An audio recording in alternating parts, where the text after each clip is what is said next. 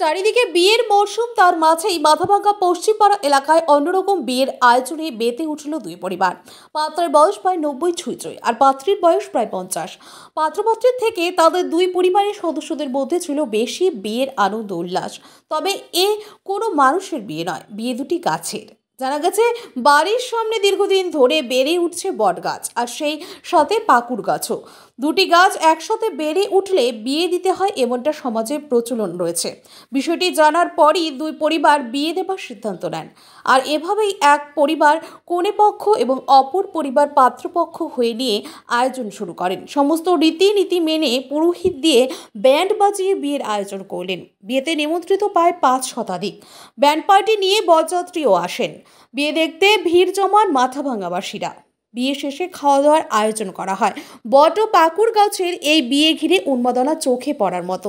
এদিন এই বিষয়ে বিয়ের উদ্যোক্তারা জানান, যেভাবে মেয়ে ও ছেলের বিয়ে হয় সেইভাবে আমরা আয়োজন করি। স্থানীয় লোকজনকে নিমন্ত্রণ করা হয়। সকলে মিলে একসাথে হওয়ার জন্যই এই উদ্যোগ নেওয়া হয়েছে। আজ এই বিয়েতে এসে খুবই খুশি আমরা।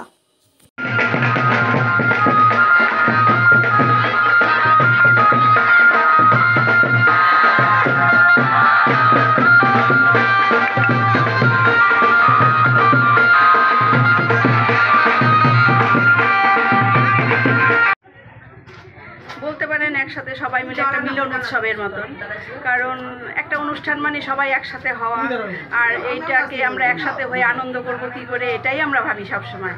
আর এই বট গাছের নাকি বিয়ে দেওয়া দরকার, বট পাকুড় একসাথে থাকলে নাকি বিয়ে দিতে হয়, সেটা তো আমার ঠিক জানা নেই। এই ওর কাছ থেকে শুনে নিয়ে মনে মনে বেশ একটা আশা সঞ্চারণ হলো যে বিয়ে দেওয়া যেতেই পারে। এই মনে করি সবাইকে নিয়ে মিলেমিশে একসাথে করে আমরা এই উদ্যোগে পা বাড়িয়েছি, এই আর কি।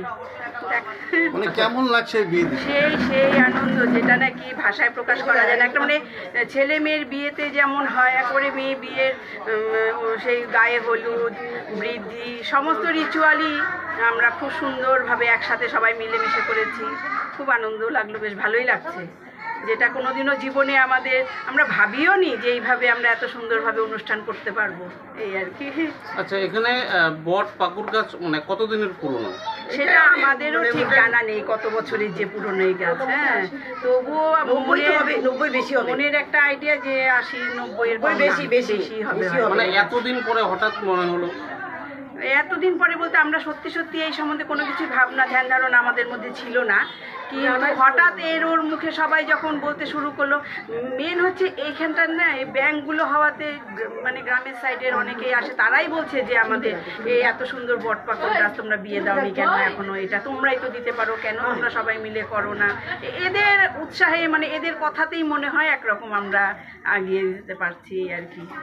মানে কি কি নিয়মকানুন মেনে আপনাদের বিয়ে দিচ্ছে? কালকে যেমন গঙ্গা নিমন্ত্রণ হয়েছে, মেয়ে বিয়েতে যা হয় আর কি। তারপরে আজকে সকালবেলা অধিবাস করিয়েছি আমরা, তারপরে বৃদ্ধি করিয়েছে, তারপরে জল ভরা, হলুদ কোটা, সবই হয়েছে, স্নান করা, যা হয় আর কি। মানে বিয়ের সমস্ত হ্যাঁ সমস্ত নিয়মই আমরা পুঙ্খানুপুঙ্খভাবে নিয়ম মেনেই আমরা করেছি আনন্দের সাথে, এই আর কি।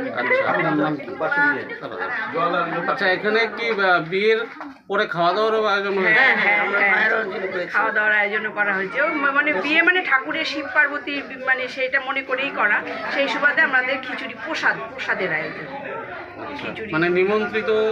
এটা একটা সামাজিক এখানকার অনুষ্ঠান, এটা মঙ্গল হয় সবার সর্বময়। তারপরে এই গাছ লাগান, গাছ বাঁচান, এটারও পরিবেশে যাতে বজায় থাকে, এটারও আমাদের একটা প্রচার। ধর্মের মধ্যেই একটা প্রচার, যদি গাছ লাগান, গাছ বাঁচান। মানে এখানে যে বট পাকুড়ের বিয়েটা কেন? বট পাকুড়ের এইখানে বট গাছ আর পাকুড় গাছ একসাথে দুইটা গাছ উঠলে পরে আমাদের এই হিন্দু ধর্ম মতে তাদের বিয়ে দিতে হয়, এর জন্য আমরা এই বিয়ের আয়োজন করি। তো এখানে একজন বললো যে উনি মেয়ে পক্ষের থেকে, তা আমরা ছেলের পক্ষ।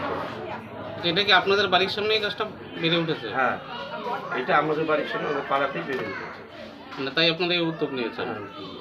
মানে আজকে এখানে যে বিয়ে কিভাবে হচ্ছে বিয়ে কি করা বিয়ে যেমন আমার এই ব্রাহ্মণ পড়াচ্ছে এইভাবে হিন্দু শাস্ত্র মতে আমাদের বাঙালিরা যেরকমভাবে বিবাহ অনুষ্ঠান সম্পন্ন হয় সেইভাবেই আমরা এখনো সম্পন্ন হয়নি, সেইভাবেই চেষ্টা করে যাচ্ছি যাতে ওইভাবেই অনুষ্ঠানটা করা হয় রীতিনীতি মেনে।